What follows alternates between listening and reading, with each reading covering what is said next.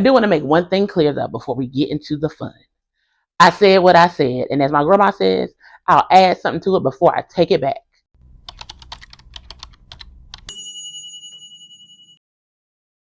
Hi friends, and welcome back to my channel. If you're new here, my name is Jade, and this is Intricate Knots Reads, where I talk all things urban fiction and Black romance. Today is day 5 of the Black BookTube is a Reading Challenge, where myself along with 70 other creators have committed to posting consistently on BookTube for 30 days. I'm actually launching a brand new series that I will be calling From Toxic to Top Tier, where I will be using my very made up tier system to rank our favorite MMCs and decide would I actually give you the time of day if you were a real person. Because as much as we love them, some of them leave a bit much to be desired, but that's cool. Neither here nor there. I do want to make one thing clear though before we get into the fun. I said what I said, and as my grandma says, I'll add something to it before I take it back.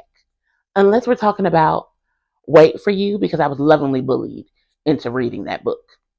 Anyway, if you've been following along with me, I've been reading the Crenshaw Kings series by Siobhan Latrice, and I just finished book number 8, which was Love's Most Wanted, featuring Unique and his FMC, Cabrina. And so I decided, why not, since I'm done now with all of the men in that series, to rank all of them. Let me say this right now. There will be spoilers. There will be spoilers. So, if you haven't read this series and you know you want to get into it, here's your time to go ahead and mute this video. Go and let it play because, I would love the support. However, this is where I say goodbye to you because I don't want to hear what you told to me. Say goodbye. If you want to stay around or you're in the middle of this series, I will be ranking them in order of the book. So if there's a point where you're like, I haven't gotten to that book yet, you can cut it off. But I am excited to get into it. So let's go. As I said, I've been reading Crenshaw Kings. So we're going to be ranking the 8 MMCs from the Crenshaw Kings series. Oh, that's my handy dandy notes in my iPad. Got to get myself ready. Yes. Your girl was prepared today. I said, let me get my notes together of where I want to rank all of these wonderful, fine, but fictional men. I will say before I jump into the rankings, one thing that I really do love, or one of the many things that I loved about this series and what Siobhan Latrice did was the way that she built things out. So we start with the first book, which is The Marriage Favor, and that actually follows the mother and father, Prime and Lacera. And this was the first series that I've ever seen do that. If there are other series, let me know in the comments. But a lot of series that you see out there are usually around siblings. And so for them to, or for her to start the series with the parents and then to have time jumps in which we then get to see the kids as adults, I really enjoyed because that is amazing character development just waiting for you. But we'll get more into that. So I'm going to go over what my tier system is, and then we'll get into actually ranking the men. All right, so I'm going to start with the top. So number 1 is tier 1, top tier, 10 of 10, no notes, the perfect MMC, book boyfriend, book husband, whatever you want to call him. Tier 2 is you can meet my mama. Like we almost there, but just not quite. Tier 3 is sneaky link. Like there's potential there. Things working in your favor, but I don't know about committing to you. Tier 4 is fine, but problematic. Because aren't the fine ones usually the problematic ones? The ones that got issues? And then last but not least is tier 5, which is boy bye, seek counseling. Go get on that lady couch because you need it. All right. So starting with book number 1 of the Crenshaw Kings series, we have The Marriage Favor. As I said, this is Prime and Lacera. So Prime, I am ranking him on tier 2, which is Can't Meet My Mama. And here's why. I love Prime, Big Daddy Prime down.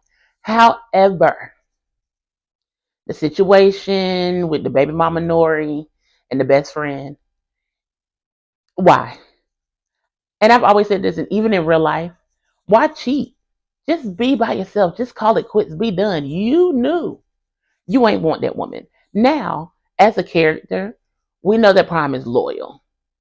Absolutely to a fault, which is why he was with deceased mom, Nori, for so long.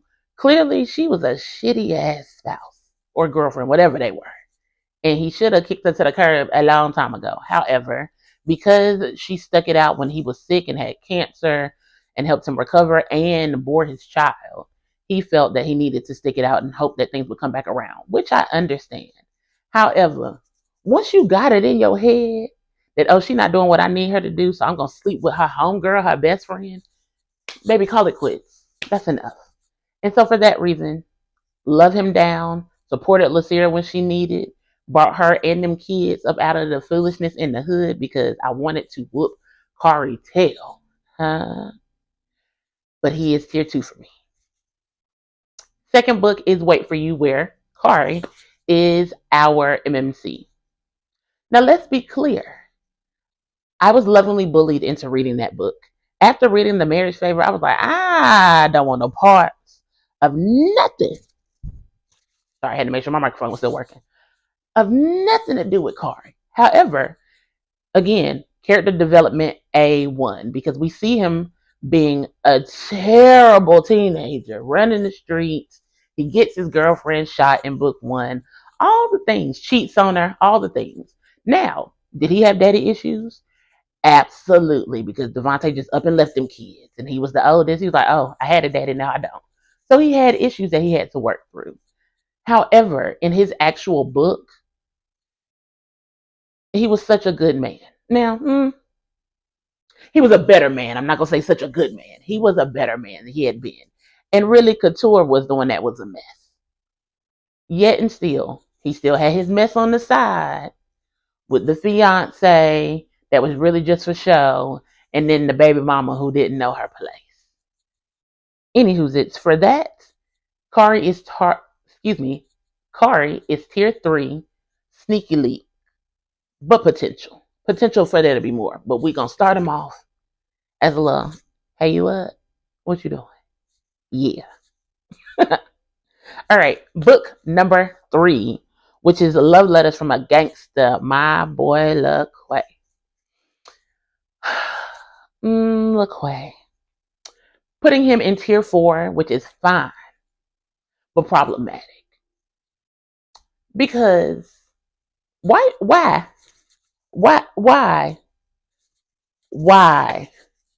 with Tierra? You could have shut it down a long time ago. Now, in his defense, he knew what it was and she just didn't want to listen. LaQuay had all of the quintessential things you would like to see from a strong MMC. He loved his girl down. He ain't played with my girl Scotty, okay? He wanted to be with her real bad. From the jump, he realized. And for him even to go so far as he could tell his cellmate wasn't doing what he needed to do. I like her. I'm Mr. Still Your Girl is who he is, okay? Absolutely. However, fine, but problematic. You had too much going on. I met you because my man was in the pen and you were his cellmate. I don't got the time. Now, in the fictional world, did it work out? Absolutely, because it's urban romance. But if I ran across a LaQuay on the street, baby, it's a no. All right, our next book, Your Ex Ain't Me. MMC is Shakur. Let's have a moment of silence. Because what in the hell? Now, your brother already dealt with Tierra. We knew she was a basket case. And then you go and get involved with her even more. You cannot turn a hoe into a housewife, baby. It just won't work. Again, take him out of that situationship. Was he a great partner to Presley? Absolutely. Was he also involved in a bunch of mess that could have been avoided? had he just been upfront and honest and told Tiara he didn't really want her to begin with? Yes, very much so.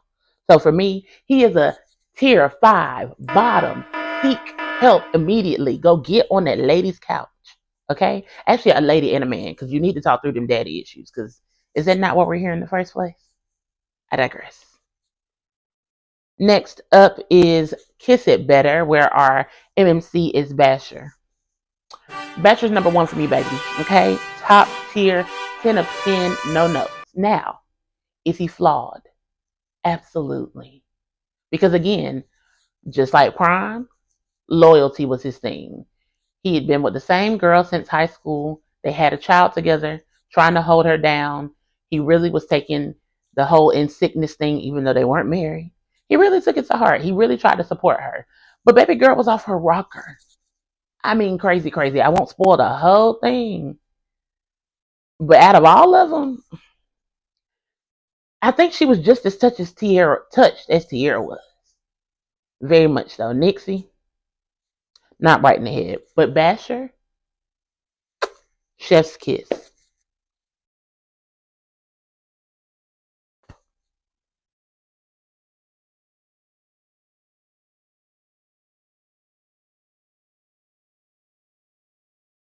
Alrighty, next up is book number 6, Feelings for You, and that is Simone's book.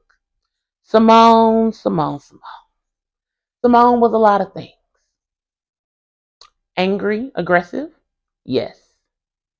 Messy, with hood twins, also yes. And so for that, he is tier 3. He has potential, but he's absolutely gonna have to start off as a sneaky link. Okay, my girl Yolani, she didn't want to deal with the mess. She already had enough going on. So he had to prove himself, which again, character development was amazing because we got to see him move from that place of being very messy and just not having much control over himself, over the people that he allowed in his life, into standing up for a woman and trying to earn a woman who really was about her shit. Again, tier number 3 for me. Next book number 7 is Save Room for Us, and that is Mr. Asif St. Thomas, and that's another one. 10 of 10, no notes, chef's kiss, okay? When I say he made my girl Stasi feel safe, and after all the hell she had been through, she deserved that. I think what I like most about Asif is that he was very confident in who he was, but he also gave her the room to navigate the way that she needed to be able to stand up for herself, but to know that he supported her. After coming from an abusive relationship and a relationship where she hadn't been treated the way she should have been and the way that she deserved to be treated, he definitely, I feel like, through his arc, like showed himself to be a strong support for her, which is what she needed. She didn't need a knight in shining armor. I cannot talk. A knight in shining armor to come save her. She needed and did save herself. But again, to see him there and standing up for her and supporting her, I think that's one of the things that made him move to the top of my list. And last but certainly not least, we have Love's Most Wanted, which is the book that I just finished yesterday. And our MMC in that book is Unique. I have put Unique on tier number 4. Fine, but problematic. And here's why. We know all the Compton boys / St. Thomas boys. We know they fine. Okay? The way it's written, tall, dark, handsome, got that thing with them, got that thing on them, if you know what I mean. Huh? However, again, he kind of is between 4 and 5 because he really need to go sit on that lady couch with his brother. However, you do get to see him grow and to see him to become vulnerable and to really check himself.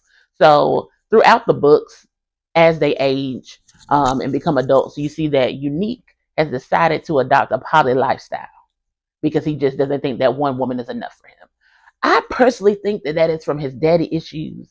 He's like, I see my mom, who raised us basically on her own, even though our father was there. And as much as she did, she wasn't even enough for our father because he wanted to get it in with men. But that's neither here nor there. that is something they have to work through, and they did work through. So, but I do think that contributed to him wanting to be poly. And then he meets Sabrina and realizes this is not what I want. This is just I hadn't met the right one yet. And to see him be that vulnerable and to realize that this is the way that I thought I wanted to live my life, but honestly, I want to be a one woman man. I like that a lot.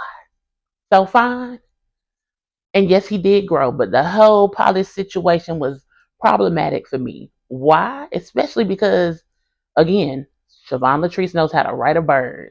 And the two women he picked, they had very bird like behavior. Because why was baby girl hiding in the in the attic with chips? And why was the other girl trying to have sex with his brother to get back with him? And then Stassi had to whoop her on the cabin trip when she showed up unannounced. For that, problematic. No, thank you. I want no parts of the foolishness. So that's tier 4. Before we go, I'm going to give you my top 3, if you hadn't already guessed through these tiers, my top 3 Crenshaw Kings.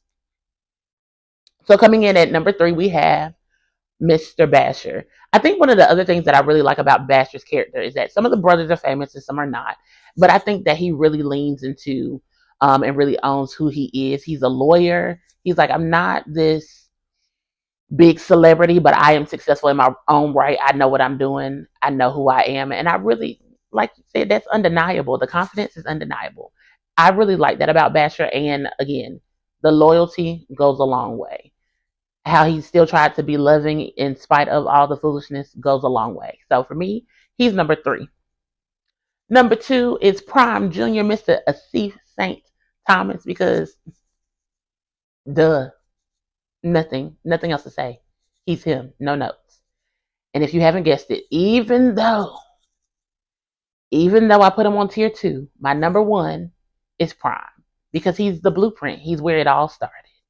If it had not been for Prime, we wouldn't have had the other boys, because while he might not be the biological father of the Compton boys, he absolutely did raise them. He absolutely did show them what it means to truly be a man. And so for that, he is my number 1 Crenshaw King.